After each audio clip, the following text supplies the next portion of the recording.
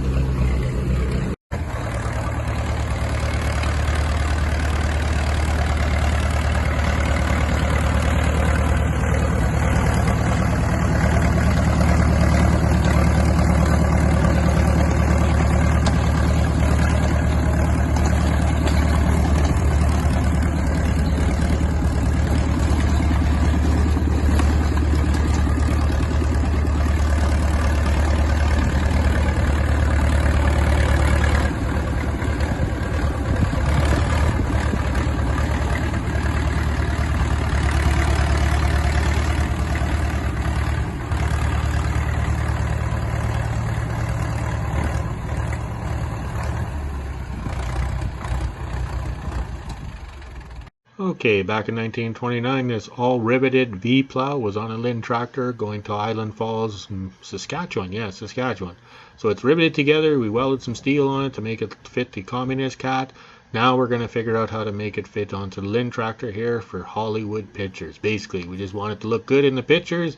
I don't think we can plow any snow because we can't steer with the Linn Tractor, but it's the thought that counts, and we're going to, I don't know what we're going to do. We'll make it fit today. We're going to perform some magic.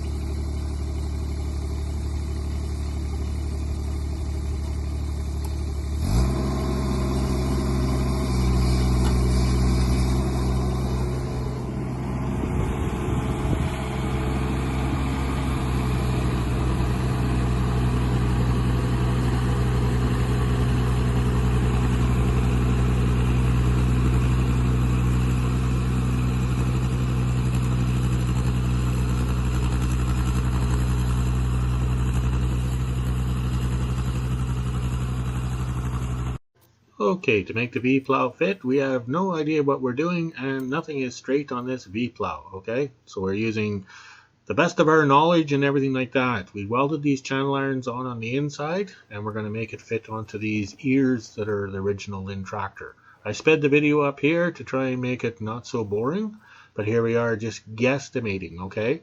The Linn Tractor Vee Plow originally came all riveted together. It wasn't that great, and we found some steel here and squared it in.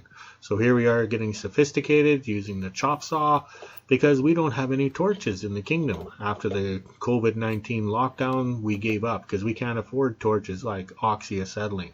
So the chop saw does everything, and we're kind of doing what we can. So we just like playing in the snow here. It's better than playing in the mud. So we just work away at it here. I have no idea what the staff has filmed here, but hopefully this works out. So there we are. Just be patient as we cut right through. Staff comes nice and close to see the sparks. Yeah, because everybody loves the sparks. So there we are, close enough, okay? So we got it. Oh, the blade's not long enough, so we did this. So do not try that at home. That is dangerous, okay? So now we're going to weld the ears on and stuff like that, because these little ears are going to hold the Vee Plow into place. The whole idea is to make it look good for pictures, because we're reliving what the Linn Tractors did back in the day when they were actually out freighting and stuff. So here we are, it's just some pieces of scrap steel. Oh, look at that bald spot. That is pretty shiny up there. Oh, I'm going to have to get some wig or something. That's just unreal. So we're using some Hobart 7018 1/8, and we got the welder inside the shop for welding. And we used a jig here, or whatever, an angle square that you, or angle square that you kind of lock into place so get the right angles, but they were still kind of wrong, but we made it work. Okay, so now we'll do just a one pass weld because we don't know if this is going to work, okay? So that's why we sped it up here. So here we are welding away. That 7018 burns nice, and then we're doing a nice uphand on the blade here. But these C channels that we welded into the blade back in the day, I think 26 years ago, has a paint on it that's just terrible. It's from the mine. It's an epoxy paint, so you gotta grind it off, burn it off, anything like that. So we just did a quick uphand weld with the 7018. Nothing fancy. We had to do the feeder rod to fill in the gap because we're nothing square, nothing straight, okay? But the whole idea is to get this Vee Plow back on. We're not too worried about the original arms on the Vee Plow that we had for the communist cat there and the little mini hoe. This blade is heavy because this pushed the limits of the mini hoe. And the staff hooked it up for me because at my age, climbing up and down, and we got smart. We can lift and push, lift and push. A mini hoe is the handiest thing you ever had around, so it kind of worked. We're kind of pleased. Okay, the Vee Plow is mounted on. It's a little crude. We have no idea what was going on, if it would fit the skis or if it could turn or anything, but this is just to get it on for pictures, like Hollywood. Alright, it's a little crude. Oh well. Okay, here I'm trying to explain the Linn Tractor Vee Plow, how it originally was on a Linn Tractor. They had a big A-frame or a big square frame over the radiator, and the controls to raise and lower the Linn Tractor Vee Plow was at the back of the machine behind the cab. But we don't have that. I don't know what happened to the volume here, but it worked out good.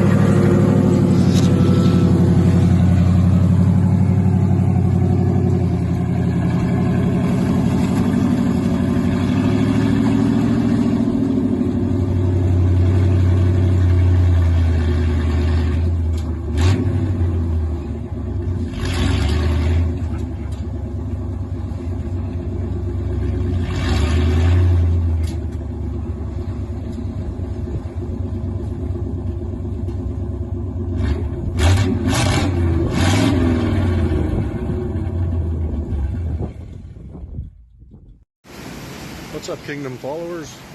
Sir Rodney from West Trans here. Mr. Barnes gave me a couple of weeks off, so I decided to come to the big island of Hawaii. I'll turn the camera around so you can see what I see. Look at that.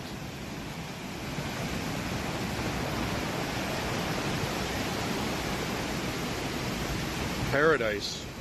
Beautiful.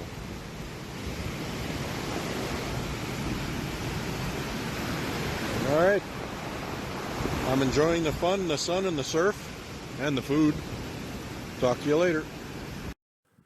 Okay, quitting time in the kingdom. We've had enough. We're playing around putting the blade on. We don't want to spend much time on it or anything like that, but it's kind of working, kind of sort of not. But the main thing is it looks good for the pictures because that's a 1929 Linn Tractor Vee Plow. And we'll scroll this way to see everybody else in the sunshine. Just look at the fleet. They're looking good. But this stupid wind today caused a lot of camera problems. So I'll have to do a voiceover on some of the videos because the wind noise was unreal. But we don't have the proper equipment for filming. We are still learning. All right, let's go walk the dogs, pick up the pony and the rescue puppy, and then we'll drink some beer. Talk to you later.